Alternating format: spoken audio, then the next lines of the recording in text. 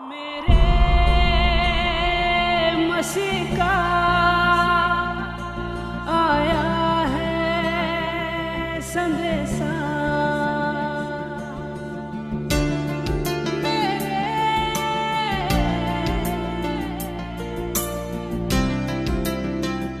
मसीह का।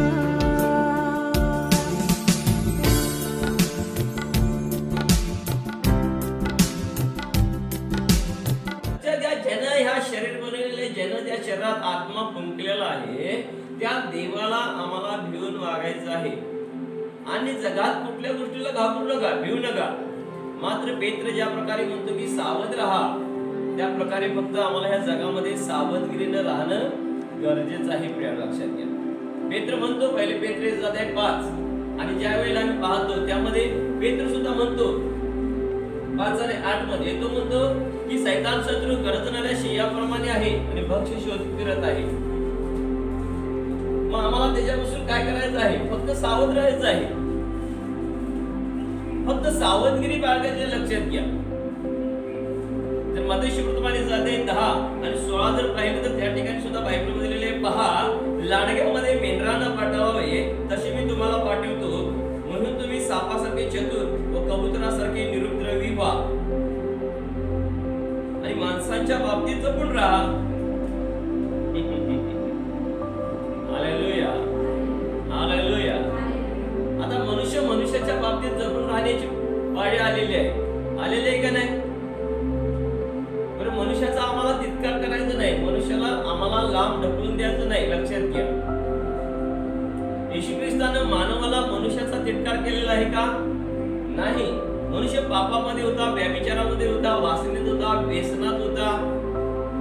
पण प्रभू येशू ख्रिस्तानं लक्षात घ्या, त्या माणसाचा धिक्कार केला नाही, तर त्याच्यामध्ये असणारा जो दुष्ट आत्मा आहे, जो सैतान ज्याला आपण म्हणतो, जो आजार विकाराचं रूप घेऊन आलेला आहे भूतलाल पृथ्वीवर, जो व्यसनाचं रूप घेऊन आलेला आहे, जो मानवाला मनुष्याला पापात व्यभिचारात ठेवत आहे, प्रभू येशू ख्रिस्त त्या दुष्ट आत्म्याबरोबर लढला. त्या मनुष्याला त्याने सरळ केलं, चांगलं केलं, मानवाला त्याने व्यवस्थित केलं. जो मनुष्य पहिल्या स्टार्टला देवाने बनवलेला होता त्या पद्धतीने त्याला देवाने परत घडवलं, बनवलं. स्वतः त्याने रक्त वाहिलं वधस्तंभावर. मग देवानं ऑलरेडी, लक्षात घ्या, आपला त्याग केला नाही, देवानं आपल्याला घालवून दिलेलं नाही. तर देवानं आपल्या पापाची, अपराधाची आपल्याला क्षमा केली आणि नीतिमत्वाचं जीवन जगण्यासाठी आपल्याला, लक्षात घ्या, त्याच्या पवित्र मौल्यवान रक्तानं आपल्याला विकत घेतलं, शुद्ध केलं आणि परत आपण त्याच्या जवळ आलो पवित्र जीवन जगण्यासाठी. तसं आता सुद्धा लक्षात घ्या, आम्हाला कुठल्या मनुष्याचा धिक्कार करायचा नाही, मात्र आम्हाला कसं आहे, मनुष्याच्या बाबतीत जपून राहायचं आहे. पवित्र ग्रंथ बायबलच सांगतं आम्हाला माणसाच्या बाबतीत जपून राहा. एवढंच आम्हाला कृत्य करायचं आहे की मनुष्याच्या बाबतीमध्ये आम्ही जपून राहून. लक्षात घ्या, या जगामध्ये देवाने आम्हाला लांडग्यामध्ये, लक्षात घ्या, मेंढरांना पाठवावं तसे मी तुम्हाला पाठवतो, म्हणून तुम्ही सापासारखे चतुर व कबुतरासारखे निरुपद्रवी व्हा म्हटलेलं आहे. साप, लक्षात घ्या, जरासं जुळवूळ वाटला का सुळसुळ बिळात घुसतो का? कारण त्याचा जीव त्याला वाचवायचा आहे. म्हणून परमेश्वराने काय केलेलं आहे, सापाची उपमा दिलेली आहे. आम्ही बरेच वेळेला जगात हिंडत असताना, लक्षात घ्या, एकमेकांच्या सहवासामध्ये येत असताना विसरून जातो जगामध्ये काय पसरलेलं आहे. ह्या गोष्टी प्रियानो कधीही विसरायचं नाही. कारण प्रभू परमेश्वराने आपल्याला आज्ञा दिलेली आहे की देव म्हणत आहे, पहा लांडग्यामध्ये मेंढरांना पाठवावे तसे मी तुम्हाला पाठवतो, म्हणून तुम्ही सापासारखे चतुर व कबुतरासारखे निरुपद्रवी. कबुतरासारखे निरुपद्रवी याचा अर्थ काय? कबूतर कधीही कोणाला त्रास देत नाही. याचा अर्थ आपल्याकडून कोणालाही त्रास होता कामा नाही. प्रिय, तर प्रभूने दिलेलं अभिवचन आहे, या वचनाला धरून आम्ही चाललं पाहिजे. जगामध्ये आम्हाला, लक्षात घ्या, चतुराईने जीवन जगणं गरजेचं आहे. जो आताच्या ह्या शेवटच्या काळामध्ये, लक्षात घ्या, सापासारखा चतुर आणि कबुतरासारखा निरुपद्रवी असणारा, लक्षात घ्या, तोच प्रभूच्या राज्यामध्ये टिकणार आहे. मग वारंवार लक्षात घ्या, आम्ही सुरक्षित राहावं म्हणून वारंवार लक्षात घ्या, आम्हाला ऐकायला मिळत आहे, तरी आम्ही ऐकून सुद्धा न ऐकलेवानी करतो. मग परमेश्वराची योजना काय आहे, परमेश्वराची इच्छा काय आहे? परमेश्वराची इच्छा योजना आहे की आम्हाला अनंतकाळचं जीवन मिळावं. देवाची इच्छा आहे की भूतला पृथ्वीवर सुद्धा आमच्या शरीराने देवाचं गौरव अधिक व्हावं. अब्राहम पूर्ण वयस्कर म्हातारा झाला, मात्र तो विश्वासामध्ये स्ट्रॉंग आणि मजबूत राहिला. रोमकरात 4:3 मध्ये लिहिलेलं आहे की शास्त्रात असं लिहिलेलं आहे की त्याचा विश्वास त्याला नीतिमत्व असं करण्यात आला. आपला विश्वास देवाच्या राज्यामध्ये लक्षात घ्या, नीतिमत्व असं करण्यात यावा. म्हणून आम्ही विश्वासानं देवाबरोबर चालणं गरजेचं आहे. आणि देवाबरोबर चालत असताना प्रियाला लक्षात घ्या, जो विश्वास प्रभूने आम्हाला दिलेला आहे तो विश्वास आम्ही जागृत ठेवला पाहिजे, रोज रोज आठवण केली पाहिजे. जरी आम्ही शरीराने गैरहजर असलो लक्षात घ्या, तर आत्म्याने आम्ही हजर असल्यासारखं असतो. पहिले कोरिंथीय 5 आणि 3 मध्ये संत पौल सुद्धा प्रियाला लक्षात घ्या, त्या वचनातून आम्हाला सांगतो. पहिले कोरिंथीय 5 आणि 3 मध्ये मी शरीराने गैरहजर असलो तरी आत्म्याने हजर आहे आणि हजर असल्यासारखा मी तर निर्णय करून चुकलो आहे. हालेलुया.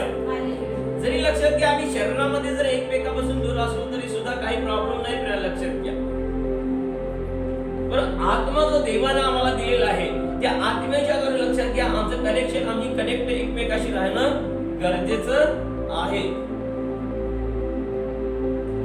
वायरीच्या आतली तार दिसून येत नाही कारण वर्ण कोटिक असतं, पण वायरीचं कनेक्शन व्यवस्थित आहे कधी कळतं. लक्षात घ्या, ज्या वेळेला लाईट व्यवस्थित लागते तसा तुमचा प्रकाश या जगामध्ये प्रकाशला पाहिजे. प्रिया, भले आम्ही एकमेकाला दिसत नाही पण देवाबरोबरचे संबंध जे आहे, कनेक्शन जे आहे हे आम्ही टिकवून ठेवणं गरजेचं आहे. देवाला अशक्य असं काही सुद्धा नाही. प्रिया, देवाला अवघड असं काही सुद्धा नाही. आपल्या समस्या, आपलं दुखणं, आपले आजारपण, आपली परिस्थिती हे सर्व देवाला माहिती आहे. प्रिया, पण त्याच मानाने तो देव बघतो की माझ्या बरोबर कनेक्शन यांचं किती आहे. त्याच मानाने तो देव पाहतो की तो आम्ही त्याच्याबरोबर किती विश्वास आहे. त्याच मानाने तो बघत आहे की त्या देवाबरोबर आम्ही किती प्रामाणिकपणे जीवन जगत आहे. आम्ही मंदिरामध्ये आल्यानंतर ज्या प्रकारे हालेलुया म्हणतो, स्तुती करतो आणि प्रभूची स्तुती करत असतो आणि देवाला धन्यवाद देत असतो, त्याची आराधना करतो, त्याची प्रार्थना करतो, त्याचा उपास धरतो.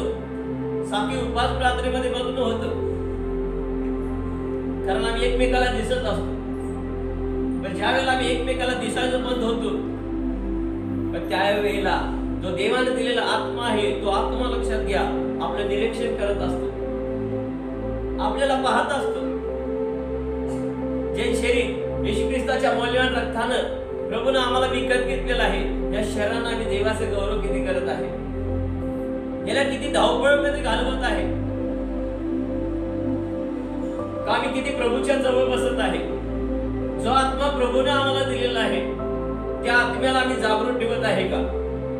या शरीराला देवाचं गौरव होत आहे का? जे शरीराचा घात करत आहे त्यांच्याकडे आमचं लक्ष जास्त आहे. पवित्र ग्रंथ बायबल आम्हाला सांगतं, यहोवा शोधण्याचा अध्याय 10 आणि 10 मध्ये पवित्र ग्रंथ आम्हाला क्लिअर कट सांगतं. उत्पत्तीचा अध्याय 3 आणि 1 मध्ये पवित्र ग्रंथ बायबल आम्हाला क्लिअर कट सांगतं. लक्षात घ्या, जो घात करणारा शैतान आहे, यहोवा शोधण्याचा अध्याय 8:44 मध्ये लिहिलेला आहे, तो लबाड आणि लबाडीचा बाप आहे. तो लबाड आहे.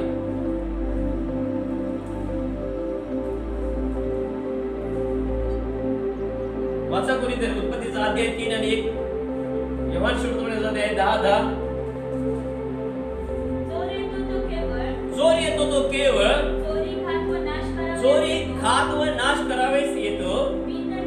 मी तर त्यांना जीवन प्राप्ती व्हावी आणि ती विपुलपणे व्हावी म्हणून आलो आहे. प्रभू येशू ख्रिस्त प्रिय, या वचनातून आम्हाला काय सांगत आहे? शैतान भले जगामध्ये सुटलेला आहे, तो घात व नाश करणारा आहे. उत्पत्तीचा अध्याय 3 आणि 1 मध्ये लिहिलेला आहे, त्याने आपल्या पूर्वजांचा घात केलेला आहे. त्याने आदामानं हवेला पसरवलेला आहे, हवेला ठकवलेला आहे, हवेचा त्याने घात केलेला आहे. देवापासून त्याने दूर केलेला आहे. तो सैतान लक्षात घ्या आता सुद्धा घातकरी आहे. ज्याने हवेला बसवलं उत्पत्तीचा अध्याय 3:15 मध्ये लिहिलेला आहे. तोच तो हवेवर लक्षात घ्या चिडला आणि तिथून प्रगट करण्यात जाते 12:17 मध्ये लिहिलेलं आहे की देवाच्या आज्ञा पाळणाऱ्या लोकांकडे तो परत गेलेला आहे. तो कशासाठी येतो प्रियानो? पवित्र ग्रंथ बायबल सांगतो तो घातकरी आहे.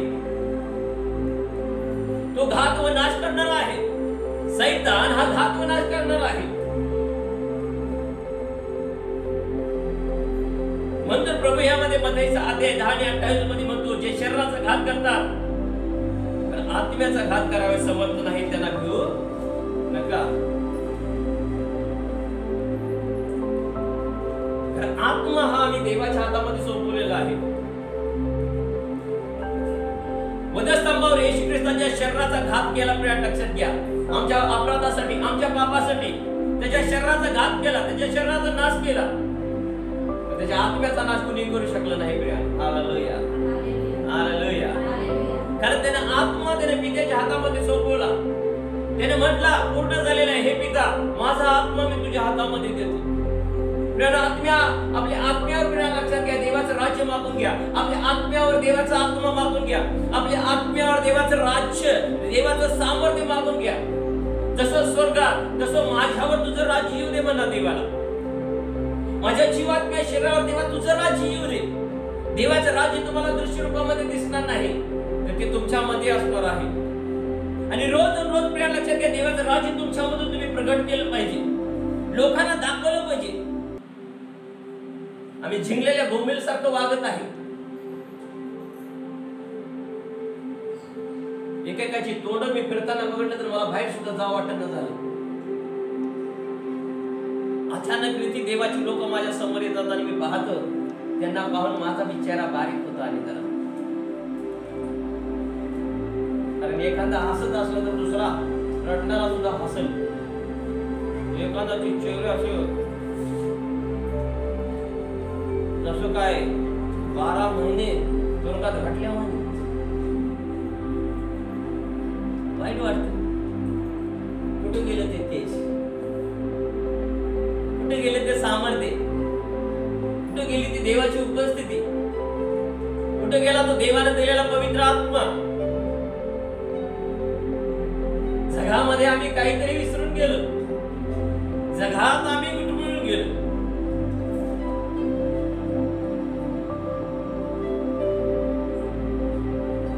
शास्त्रामध्ये ह्याच्या पलीकडे सुद्धा लिहिलेलं आहे काहीच नाही. वचनाचा दुष्काळ सुद्धा पडत म्हणून लिहिलेला आहे. जे लोक वचनाला कंटाळ करतात त्यांना वचन सुद्धा ऐकायला मिळणार नाही. मला वचन ऐकायचं आहे वचन ऐकायचं आहे वचन ऐकायचं आहे म्हणतील त्यांना ते ऐकायला मिळणार नाही. कारण वचन काय करतं? विश्वास वाढवतं. वचन काय करतं? आम्हाला शुद्ध करतं. वचन काय करतं? आम्हाला प्रभूच्या जवळ घेऊन जातं. वचन काय करतं? आम्हाला आरोग्य देतं. वचन काय करतं? आमच्या जीवनाला आपल्या लक्षात घ्या बदलाव आणतं. वचनाला नाही म्हटलं आणि येशूला पाहिजे म्हटलं तर बिना कार्य होत नाही. कारण येशूच वचन आहे. वचनच येशू आहे. म्हणून तर प्रभू म्हटला की ज्याच्यामध्ये आहे ज्याच्यामध्ये माझी वचन आहे तीच फळदायक होणार आहे. Hallelujah hallelujah hallelujah. म्हणून प्रियाने शरीराचा घात करणाऱ्या लोकांना भिवू नका. शरीराचा घात करणाऱ्या रोगराईला भिवू नका. फक्त आम्हाला सावधगिरीने राहणं गरजेचं आहे. सापासकट चतुर आणि कबुतरासकट निरुपद्रवी ह्या जगामध्ये आम्हाला राहणं गरजेचं आहे. प्रिया लक्षात घ्या. पवित्र ग्रंथ बायबल मध्ये आम्ही किती जर वेळा पाहतो प्रिया लक्षात घ्या. ज्यावेळेला दावीद एक मेंढपाळ होता. सुकुमार 17 वर्षाचा होता आणि लांडगा सिंह आणि अस्वल त्यामध्ये लिहिलेलं आहे. सिंह आणि अस्वल ज्या वेळेला प्रियानो एखादं कोकरू जरी धरून पकडून नेलं तरी सुद्धा दाविदामध्ये इतकी पावर होती इतकं बल त्याच्यामध्ये होतं की तो धावत त्या सिंहापाशी किंवा अस्वलापाशी जायचा आणि त्याच्या जबड्यात हात घालून त्याचा जबडा फाटत होता आणि सिंहाच्या आणि अस्वलाच्या जबड्यातून प्रिया लक्षात घ्या कोपऱ्यांना तो सोडून आणत. Hallelujah hallelujah. आपल्या उत्तम मेंढपाळ प्रभू येशू ख्रिस्त आहे प्रियानो. उत्तम मेंढपाळ आहे. जे शरीराचा घात करणारे आहेत प्रियानो, लक्षात घ्या, त्यांना आम्हाला भ्यायचं नाही. शरीर आणि आत्मा या दोघांचा नरकात नाश करण्याची पावर ज्या मेंढपाळामध्ये आहे, त्या मेंढपाळाला आम्ही घाबरलं पाहिजे, त्या मेंढपाळाला आम्ही भेटलं पाहिजे प्रियानो. कारण त्याच्या मौल्यवान रक्ताने प्रिया, लक्षात घ्या, पलीकडे ते जाते 6:20 मध्ये लिहिलेलं आहे की प्रभू येशू ख्रिस्ताच्या मौल्यवान रक्ताने तुम्ही विकत घेतलेलं आहे, म्हणून तुमच्या शरीराने तुम्ही काय करा, देवाचा गौरव करा. बरेच लोक छिंगत बसलेले आहेत, बरेच लोक तळमळत बसलेले आहेत, कणत बसलेले आहेत. बरेच लोकांच्या चेहऱ्याचं तेज उडून गेलेलं आहे. बरेच निर्वश मध्ये आहेत, बरेच धनाच्या मागे लागलेले आहेत. बायबल मध्ये लिहिलेलं आहे शेवटच्या काळामध्ये धनाचा लोभ येईल, प्रीती थंडावेल. प्रीती थंडावलेली दिसत आहे. मनुष्याचं नको म्हणतो, येऊ नको म्हणतो, येऊ नको.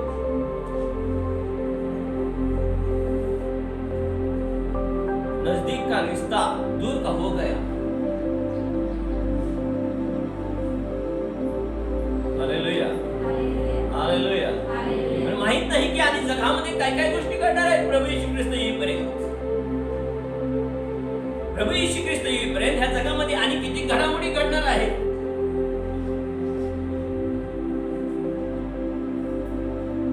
प्रभूचं येणं अगदी जवळ आहे प्रिया. जगात आम्हाला लक्षात द्या, फक्त सापासारखे चतुर आणि कबुतरासारखे निरुद्रवी राहायचं आहे. कोणालाही त्रास न देणार. आपल्या प्रार्थनेच्या द्वारे लोक बरे झाले पाहिजे, आपल्या प्रार्थनेच्या द्वारे दुसऱ्याला आनंद झाला पाहिजे. आम्हीच कणत कोतत आहे, आमचं त्रास आहे ना झालंय, दुसऱ्यासाठी आम्ही कधी प्रार्थना करू. कारण जोपर्यंत तुम्ही दुसऱ्यासाठी प्रार्थना करत नाही, लक्षात घ्या, तोपर्यंत प्रभू तुमची काळजी घेणार नाही. ज्यावेळेला तुम्ही दुसऱ्यासाठी प्रार्थना करणार आहे, ज्यावेळेला तुम्ही दुसऱ्यासाठी मध्यस्थी करणार आहे, त्यावेळेला प्रभू तुमच्यासाठी मध्यस्थीवरती स्वर्गात करत आहे. Hallelujah, hallelujah, hallelujah, hallelujah. म्हणून प्रियानो, जे शरीराचा घात करतात त्यांना नाही, तर शरीर आणि आत्मा या दोघांचा घात करणारा जो सर्व समर्थ देव आहे, त्याला आम्ही भिवून वागलं पाहिजे. कारण योहान 10:10 मध्ये लिहिलेलं आहे, चोर येतो तो केवळ चोरी, घात व नाश करावायची येतो प्रियानो. परंतु प्रभू येशू ख्रिस्त काय म्हणाला प्रियानो? मी तर त्यांना जीवन प्राप्ती व्हावी व ती विपुलपणे म्हणजे भरपुरीने व्हावी म्हणून आलो आहे. Hallelujah, hallelujah. पुढच्या वचनामध्ये तो म्हणतो, 11व्या वचनामध्ये, मीच उत्तम मेंढपाळ आहे आणि उत्तम मेंढपाळ मेंढराकरता आपला प्राण देतो. ज्या प्रकारे दावीद, लक्षात घ्या, स्वतःच्या जीवाचा सुद्धा त्यानं पर्वा न करता प्राण, लक्षात घ्या, सिंह आणि अस्वलाच्या जबड्यातून, लक्षात घ्या, कोकऱ्याला तो सोडवून आणत होता. त्याचप्रमाणे उत्तम मेंढपाळ जो प्रभू येशू ख्रिस्त आहे प्रिया, लक्षात घ्या, तो प्रभू येशू ख्रिस्त उत्तम मेंढपाळ परमेश्वराने आम्हाला दिलेला आहे.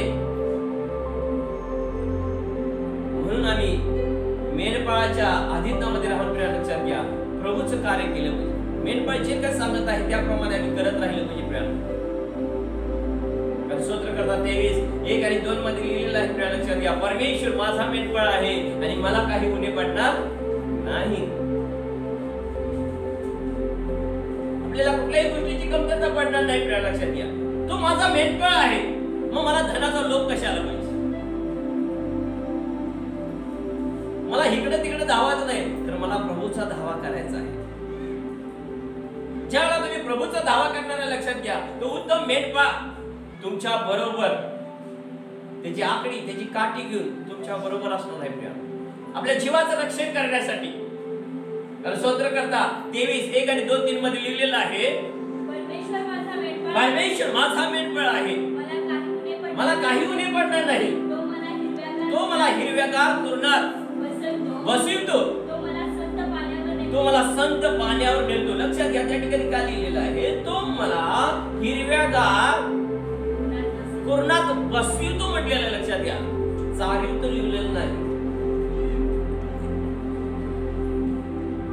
परमेश्वर त्या ठिकाणी, लक्षात घ्या, हिरवगार कुराण बघून, लक्षात घ्या, आम्हाला नेऊन तिथे ठेवतो, मेंढराला नेवतो. पण तिथून पुढे मेंढराचं काम असते, खायचं का नाही, का त्या हिरव्यागार बघतच बसायचं.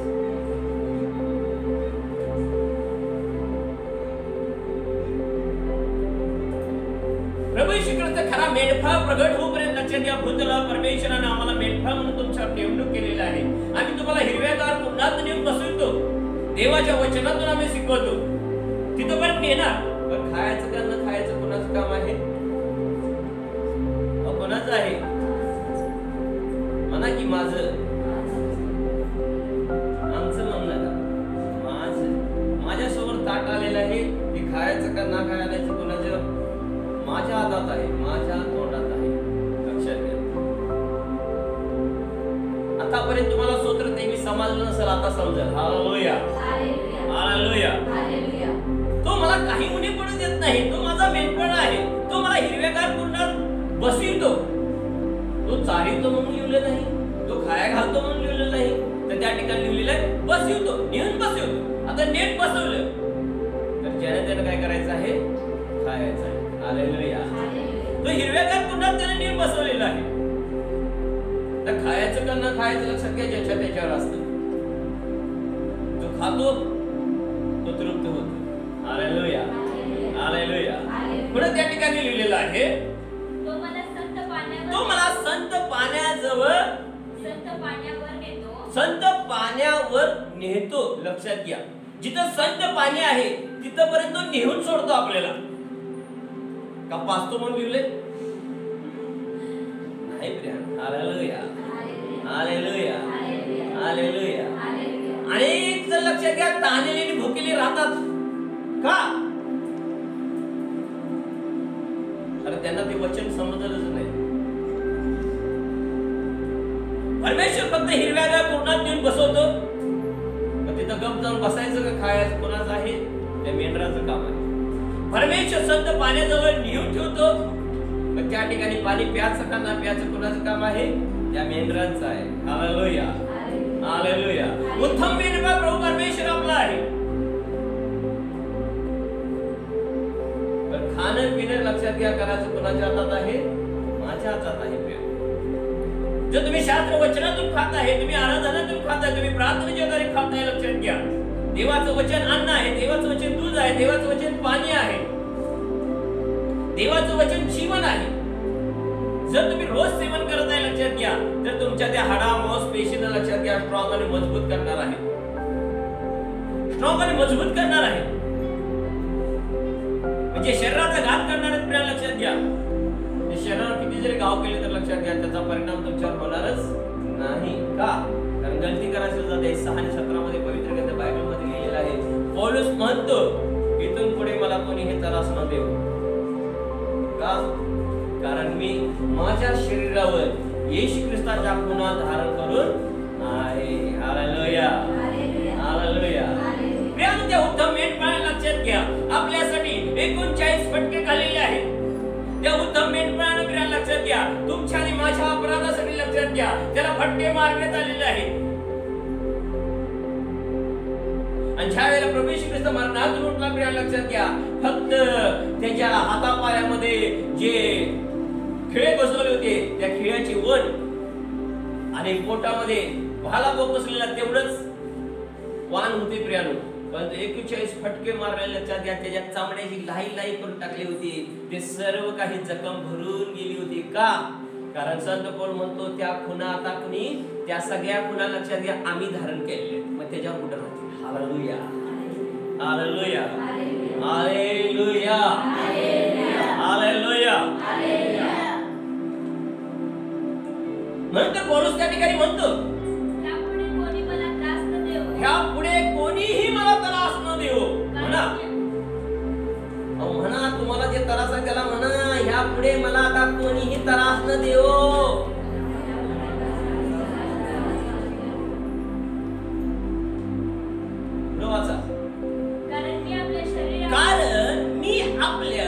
कारण मी आपल्या शरीरावर येशूच्या खुणा धारण केलेले आहे. Hallelujah, hallelujah. आता कोणाच्या पाच हिम्मत आहे का आमच्या शरीराला तलक करायची?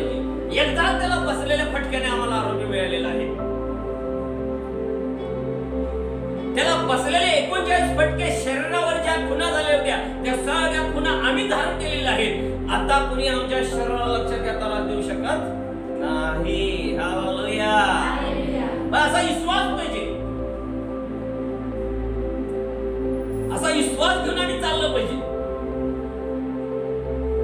त्यावेळेला त्या चोराचा आमच्यावर काही सुद्धा चालणार नाही, कारण चोरी तो केवळ चोरी, घात व नाश करावेस. नंतर शास्त्रामध्ये मध्य 28 मध्ये 28 मध्ये लिहिलेलं आहे, जे शरीराचा घात करतात त्यांना भिवू नका. आत्मा आणि शरीर या दोघांचा नरकात नाश करण्याची पॉवर ज्याच्यामध्ये आहे, त्या मेंढपाळाला भ्या, त्या प्रभू येशू ख्रिस्ताला घाबरा. तो आपला संरक्षण करता आहे.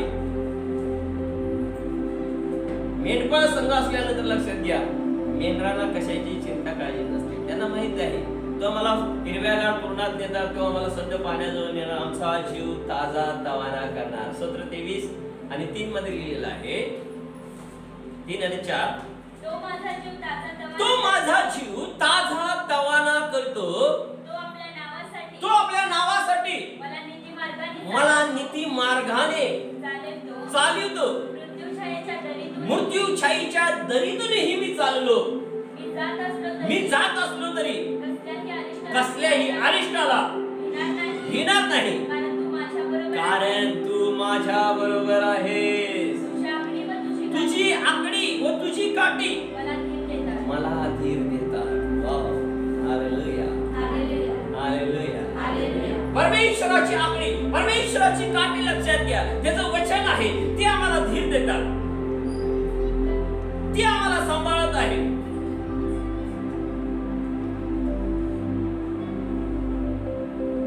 तो आम्हाला हिरव्यागार कुटण्यात नेतो, सद्य पाण्याजवळ नेतो, आपला जीव ताजा तवाना करतो. पुष्कळांची चेहरे उतरलेले का दिसतात, ताजे तवाने का दिसत नाहीत? का? कारण त्या हिरव्यागार कुटण्यात घुसतच नाही. जिथं ताजं पाणी आहे शास्त्रामध्ये त्याच्यामध्ये जातच नाही, जे खरं अन्न आहे ते खातच नाही. मग जीव ताजा तवाना कसा राहील?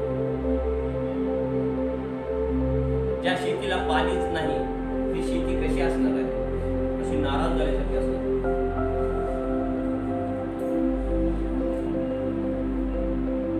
त्यातलं सर्व काही असं निराश, नाराज, प्रार्थना करताय.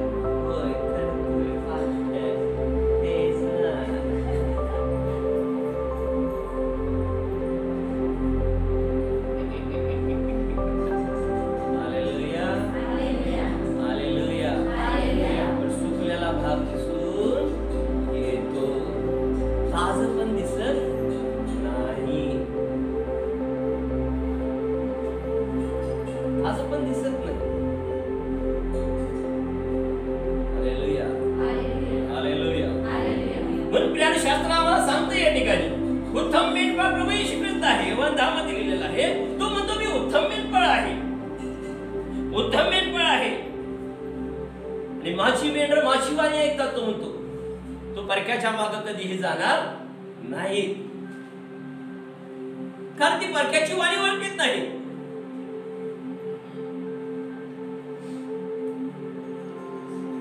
तो म्हणतो योहान 10:27 मध्ये तो म्हणतो, माझी मेंढर माझी वाणी ऐकतात, मी त्यांना ओळखतो व ती माझ्या मागे येतात. मी त्यांना सार्वकालिक जीवन देतो, त्यांचा कधीही नाश होणार नाही आणि त्यांना माझ्या हातातून कोणी हिसकून घेणार नाही. बोलो येशू मसीह की जय. हो, मेंढपाळ आपल्या संग आहे,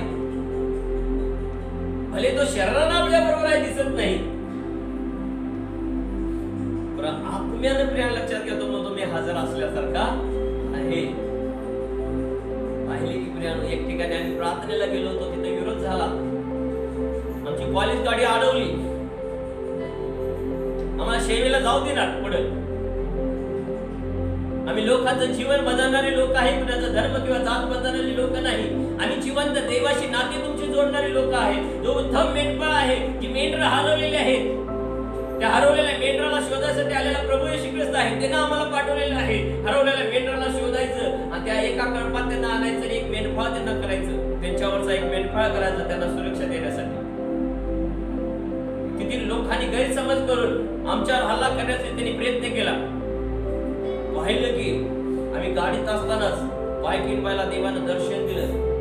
मेंढपाळ काठी घेऊन आमच्या गाडीच्या साईडला असा उभा राहिलेला तिनं पाहिला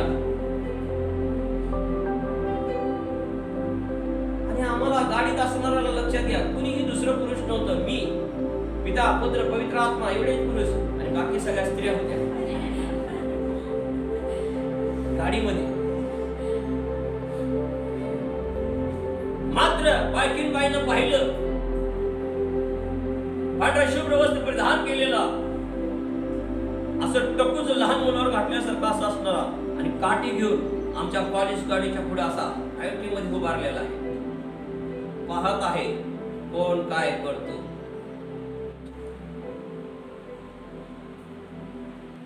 उत्तम मेंढपाळाकडे आपल्या मेंढराची काळजी घेतो.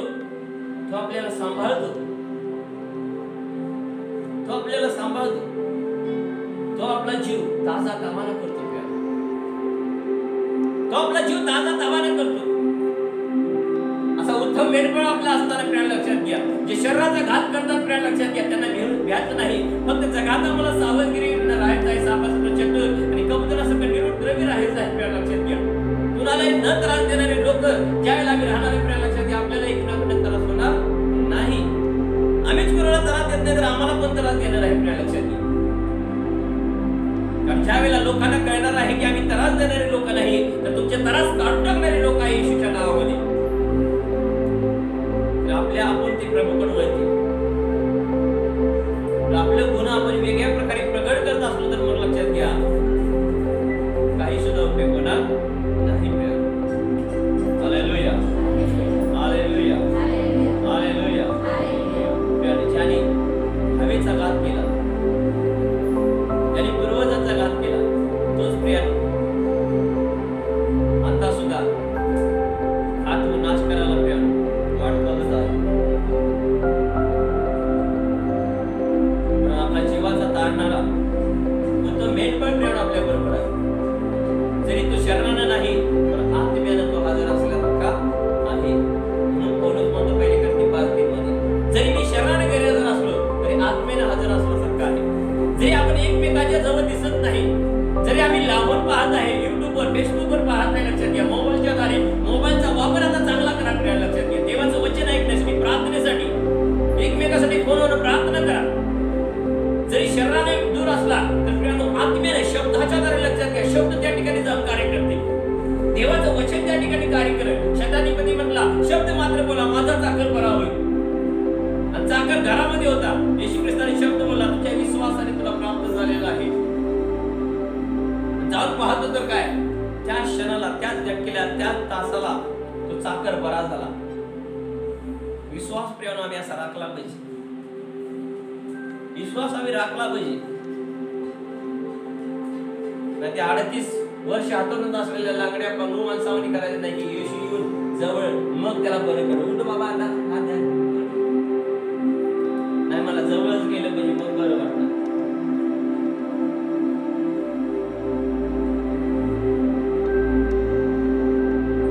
भले त्याला पाय नव्हतं चालायला, पायात बल नव्हतं, लग्न होता.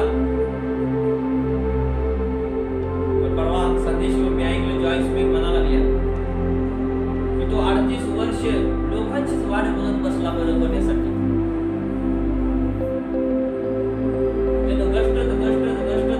रोज जरा जरी घसटला असता असा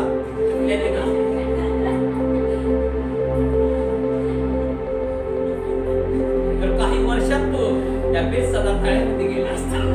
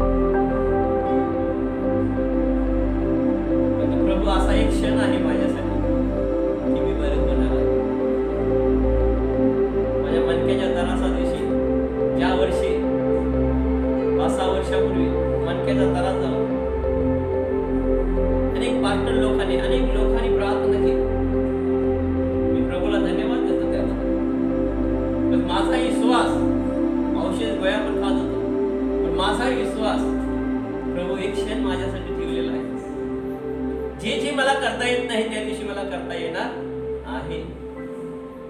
आणि माझा विश्वास होता देव पायकिंबाच्या द्वारेच बोलणार. आणि बरोबर जानेवारीच्या पहिल्याच रविवारी प्रभू परमेश्वर माझ्या बरोबर बोलला. रविवारच्या प्रार्थनेमध्ये पूर्ण मंडळीमध्ये देवाने माझं नाव घेतलं. माझ्या सेवका याजका रवी, माझ्या मुला उठ, तुला जे काय करता येत नाही कर. मला मांडी घालून बसता येत नव्हतं, मला वागता येत नव्हतं, मला फास्ट चालता येत नव्हतं. पुष्कळशा बेथलेहेम मंडळीच्या लोकांना माहित आहे माझी साक्ष. पण माझा विश्वास होता एक क्षण आहे की त्या क्षणामध्ये प्रभू मला उचलणार आहे आणि चालवणार आहे. जे मला करता येत नाही करायला लावणार आहे. मी पाहिले की प्रियानो, त्याच रविवारी माझ्यासाठी देव बोलला. पायकिंबाच्या द्वारे देव माझ्याशी बोलला. त्याच दिवशी मंडळीच्या पुष्कळ लोक आंबरडा करून रडले. जे जे करता येत नव्हते ते सर्व काही मी या ठिकाणी मंदिरात करून दाखवलं. असा विश्वास करा, एक क्षण माझ्यासाठी आहे की मी बरं होणार आहे. मी बरं होणार आहे. भले ते 38 वर्ष लंगडा असणाऱ्या मनुष्यानं, पंगू असणाऱ्या मनुष्यानं प्रयत्न केला नाही, घासत घासत सुद्धा तो गेला नाही. पण मी प्रयत्न करणार आहे. मी प्रभूच्या जवळ जवळ जाणार आहे. तो उत्तम मेंढपाळ आहे. तो मृत्यूच्या दरीतून चालला तरी सुद्धा तो मला त्याच्यातून वाचवणारा देव आहे. त्याच्यातून बाहेर काढणारा तो मला देव आहे. जे शरीराचा घात करतात त्यांना नाही, पण आत्मा आणि शरीर त्या दोघांचा नाश करण्याच्या नरकामध्ये त्याच्यामध्ये पावर आहे. त्यालाच मी घेणार आहे. त्यालाच मी घेऊन मागणार आहे. त्या उत्तम मेंढपाळ प्रभू आहे. आणि आपण सर्वजण त्याच्या कुरणातली, त्याच्या कळपातली आपण मेंढरं आहोत. हे जीवनी पाणी त्याने आपल्याला दिलेलं आहे. हे हिरवगार कुराण आपल्याला दिलेलं आहे. आपण रोज ताजतवानं होण्यासाठी जो रोज व्यक्ती त्या कुराणातून, लक्षात घ्या, हे कुराण आहे, हिरवगार कुराण आहे. त्या हिरव्यागार कुराणातून जो जो व्यक्ती रोज खात आहे, पीत आहे, तो ताजा तवाना राहतो. जो प्रार्थनाशील जीवन जगतो तो देवाची नाते संबंध टिकवतो. तो त्याच्या कळपात राहतो. आणि मेंढपाळ त्याला सांभाळतो. प्रत्येक गोष्टीत मेंढपाळ सांभाळतो. एखादं मेंढर जरा लंगडा लागलं तरी सुद्धा बाकीच्या मेंढराला सोडून मेंढपाळ त्या मेंढराकडे जातो. त्या मेंढराला त्या पायाला मॉलिश करून व्यवस्थित पट्टी बांधतो, जेणेकरून त्याचा हाड सरळ व्हावा आणि तो चालावा. एखादं मेंढरू पाण्यात पडलेलं आहे तर तो आपली आकडी घेतो. मेंढपाळाची काठी अशी वाकडी असते, त्याच्या मानत घालतो आणि बाहेर काढतो. बाहेर काढताना लक्षात घ्या, थोडा वेळ श्वास कुठं मिळत असेल मेंढराला, थोडा वेळ त्रास होत असेल. बाहेर निघताना काटा जसा घुसल्यावर मी दुखतो आणि काढताना मी दुखतो, तसा मेंढपाळ मेंढराला बाहेर काढताना दुखतो.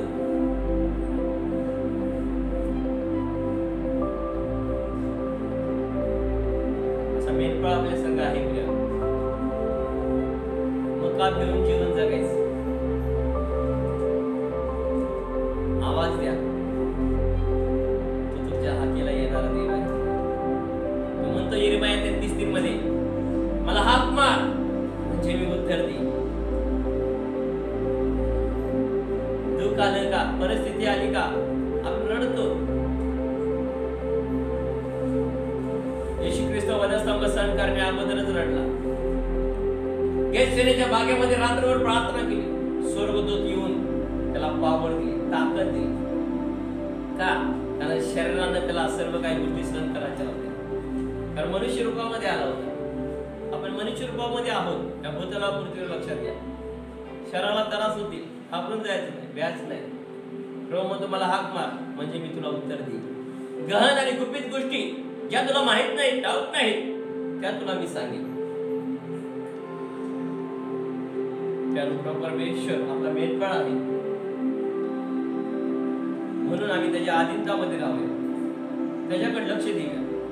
तो आपल्याला सहाय्य करणारा देव आहे, तो मदत करणारा देव आहे, तुमची परिस्थिती बदलणारा देव आहे, तुमच्या शरीराचे त्रास काढून टाकणारा देव आहे. तिचं वचनच प्रेम लक्षात घ्या, जीवदारी आहे, जिवंत करणारा आहे. तिचं वचनच तुमची भूक आणि तुमची ताण भागवणार आहे. त्याचं वचनच तुमच्यामध्ये जीवन आणणार आहे. तुम्ही वचन ज्या वेळेला आत घेता प्रेम लक्षात घ्या, तर जीवन तुमच्यामध्ये येतं. हवेनं सैतानाचं वचन आपल्यामध्ये घेतलं, मरण तिच्यामध्ये. त्या दुष्टाचं त्यानं घात करे, दुष्टाचं त्यानं ऐकलं, तर तुम्ही येशूचं ऐकून त्याप्रमाणे करायला लागला, तर जीवन तुमच्यामध्ये येणार. प्रभू येशू ख्रिस्त म्हटलेला आहे, मी आलेला आहे. योहान 10:10 मध्ये तो म्हणतो, मी का आलो? मी तर त्यांना जीवन प्राप्ती व्हावी व ती विपुलपणे व्हावी म्हणून आलो आहे. आपलं जीवन विपुल व्हावं, भौगोलिक व्हावं, दीर्घायुष्य व्हावं म्हणून येशू ख्रिस्त आपल्याकडे आलेला आहे.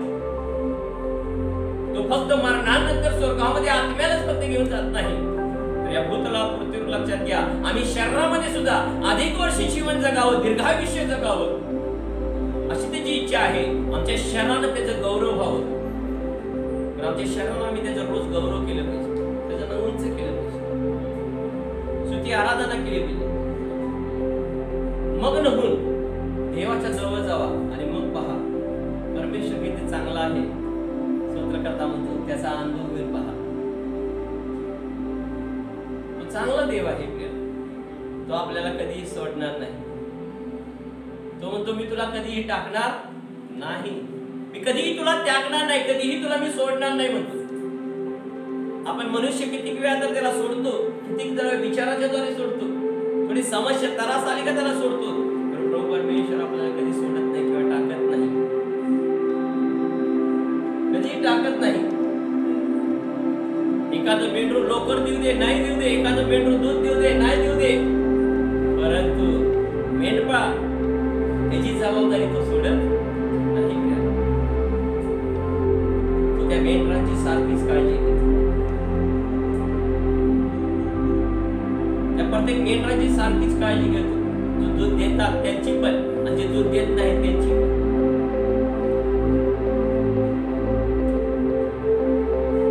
मेंढपाळ बरोबर आहे, आपला पिता आहे, आपला बाप आहे, आपल्याला सांभाळणारा देव आहे. त्या मेंढपाळाच्या कळपामध्ये आम्ही राहून त्याची स्तुती, त्याची आराधना केली, त्याचं नाव उंच केलं. कारण त्या मेंढपाळानं आपल्यासाठी वधस्तंभी प्राण दिलेला आहे, त्यासाठी की आम्हाला विपुल जीवन मिळावं. त्याचे मारण्याने, त्याच्या गाडण्यानं, त्याच्या तिसऱ्या दिवशी जिवंत होण्यानं आम्हाला जीवन मिळालेलं, आम्हाला जीवन मिळालेलं. म्हणून तर गलती करायचे जाते 2 आणि 20 मध्ये पवित्र ग्रंथ बायबल आम्हाला क्लिअर कट सांगतो. गलती करायचे जाते 2 आणि 20 मध्ये पवित्र ग्रंथ बायबल आम्हाला क्लिअर कट सांगतो.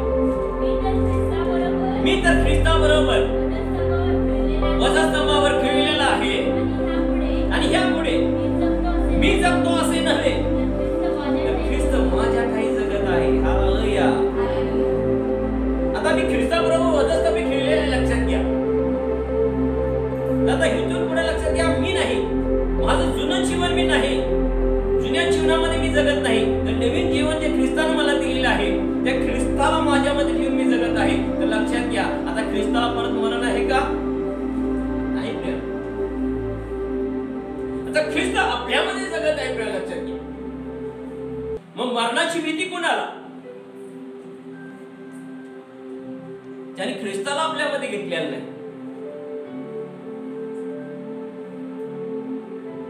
ज्याने ख्रिस्ताला परिधान केलेलं आहे, ज्याने ख्रिस्ताला आपल्यामध्ये घेतलेलं आहे, ज्याने जुनं जीवन मारलेलं आहे, जे पापी जीवनाला सोडलेले आहे, त्यांना मरणाची भयानी भीती येत नाही. मरणाचं भयानी भीती कोणाला येते? ज्याने जुनं जीवन सोडलेलं नाही, ज्याने पापी जीवन सोडलेलं नाही, ज्याने व्यभिचार सोडला नाही, ज्याने व्यसन सोडलेलं नाही, ज्याने भांडण तंट सोडलेलं नाही, ज्याने शिवीगाळी सोडलेलं नाही, ज्याने तंडवाद सोडला नाही, त्यांना भय आणि भीती येते. ज्याने प्रभूला स्वीकार वाढलेला आहे. लक्षात घ्या, ज्यांच्या ठाई ख्रिस्त जगत आहे ते फक्त देवाला घेऊन जीवन जगतात. हालेलुया. अरे देव माझ्याकडे पाहत आहे, परत मी पाप केलं तर कसं होईल? देव माझ्याकडे पाहत आहे, परत मी व्यसन केलं तर कसं होईल? देव माझ्याकडे पाहत आहे, मी पापी नजरानं दुसऱ्याला कसा? देव माझ्याकडे पाहत आहे, मी पापी विचार कसे करू? देव माझ्याकडे पाहत आहे, मी परत शरीर माझं पापात कसं घालू? स्तंभी ख्रिस्त तुमच्या आणि माझ्या पापासाठी एकदाच मारला गेला, गाडला गेला आणि तिसऱ्या दिवशी जीवन झालेलं आहे. आणि इथून पुढे आम्ही आता जगत नाही, तर ख्रिस्त आमच्या ठाई जगत आहे. ख्रिस्त आमच्या ठाई जगत आहे. तो मेंढपाळ आपल्यामध्ये आता आलेला आहे. तो आत्मा आपल्यामध्ये आहे. आत्म्यामध्ये जीवन आहे आणि ते जीवन त्याने मनुष्य मात्राला दिलेलं आहे. ते जीवन मनुष्य मात्राला दिलेलं आहे आणि ते जीवन घेऊन आम्ही चालत आहे. लक्षात घ्या, अनेक लोकांसाठी आम्ही लक्षात घ्या जीवन देणारे लोक पाहिजे. आम्ही प्रार्थनेच्या द्वारे, आराधनेच्या द्वारे लक्षात घ्या बंध तोडणारे लोक पाहिजे अनेकांची. मी तुम्हाला सांगतो, येशू विश्वास ठेवणारे लोक रोज संध्याकाळी 7 वाजता जर स्तुती आणि आराधना प्रामाणिकपणाने करायला लक्षात घ्या, अंतःकरणातून हृदयातून करायला लक्षात घ्या, तर जगामध्ये असणाऱ्या लोकांची बंध सगळी तुटली जातील. कुठलाही देवाचा व्यक्ती बंधनामध्ये राहणार नाही, कारण आराधना लक्षात घ्या बंधन तोडते. बंधन तोडते. शास्त्रामध्ये पौल आणि शिलाविषयी लिहिलेलं आहे, तुरुंगामध्ये बंदिवान असताना लक्षात घ्या त्यांनी स्तुती आणि आराधना प्रार्थना केली. लक्षात घ्या स्वर्गदूतांनी येऊन बंधन सगळे तोडून टाकले, साखळ दंडे सगळे तुटले, लोखंडी दरवाजे खुले झाले. मनुष्य बंधनामध्ये का जातो? कारण आराधना व्यवस्थित करत नाही, प्रार्थना व्यवस्थित करत नाही, मन लावून करत नाही. करायचं म्हणून करायचं नाही, केलं तर मन लावून करायचं. न चावता गिळून चालणार नाही. हालेलुया. तसंच आहे, नुसती वरच्यावर आराधना करून चालणार नाही. करायचं तर मनापासून करा. मंदिरात आलं तर मनापासून करा. तन धन मन से सेवा करो, तभी तो कुछ मेवा मिलेगा. हालेलुया. हालेलुया. परमेश्वर करू या वचनाच्या द्वारे तुम्हा सर्वांना आशीर्वादित करू. मी प्रार्थना करतो तुमच्यासाठी. गुंतू नामा करारावा शिदिरी बेंदिरी नामा करारावा लावा दिरी. प्रत्येक डोळा बंद करा, कारण तो उत्तम मेंढपाळ आहे.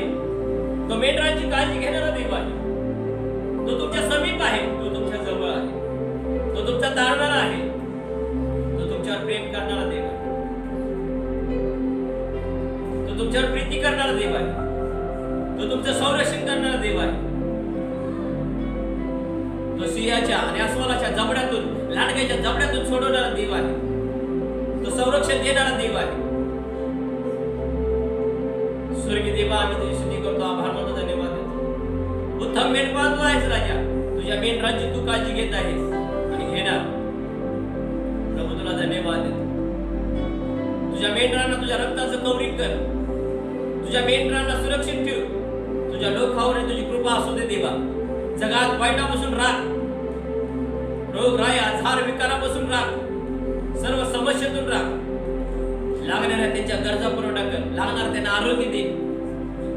पिता परमेश्वरा, शरीरामध्ये जे काही त्रास असतील, विकार असतील राजा, जे काही दुःख असतील, गुतुरा रवा शिरी रवादिरे रवादरा रवा खाता किरी रवादिरी नासरेत कर येशूच्या नावामध्ये मी आज्ञा करतो. हर एक डिमॉनिक पॉवरला येशूच्या नावामध्ये जे शरीर सोडून निघ. Get out in the name of the Jesus. वारंवार फिरून येणारे सर्व दुःख निघाल्याची आत्म्या निघ येशूच्या नावात. पिता परमेश्वराची पवित्र अग्नी मी तुझ्यावर आता टाकत आहे. आता ह्या क्षणाला देवाची अग्नी मी तुमच्यावर टाकत आहे. प्रियानो, स्वीकारा. ज्या भागामध्ये तुम्हाला दुःख नाही त्या ठिकाणी देवाची अग्नी मागून घ्या. गुंतुऱ्या नामा करा रवा शिदी बिबिदिरे नमा तारा लावा कथा किरी रवा शिदी रवा दे रा रा रा रा रा. कम होली स्पिरिट. जसं पेंटेकॉस्टच्या दिवशी प्रेषित 2 मध्ये बाबा जेव्हा अग्नीच्या छिबा उतरल्या, तशा अग्नीच्या छिबा बाबा ज्या शहरामध्ये ज्या भागामध्ये त्रास आहे माझ्या राजा, त्या भागावर तुमची अग्नी उतरून येते माझ्या राजा. उतरून येते पिता परमेश्वरा. आता ह्या क्षणाला तुमची पवित्र अग्नी उतरू दे. आणि पवित्र बाबा दुखणेकराला आरोग्य द्या. त्याला समस्यातून बाहेर काढा, आजारातून बाहेर काढा. सर्व सैतान धन उडवत आहे, नासरत कर येशूच्या नावामध्ये सर्व बांधलं जाऊ दे. प्रभू तुझ्या लोकांना आशीर्वादित कर, ब्लेस कर. विश्वास ठेवणाऱ्या लोकांना बाबा आशीर्वादित कर. देवा तुझी महिमा आणि तुझं गौरव करून येशूच्या पवित्र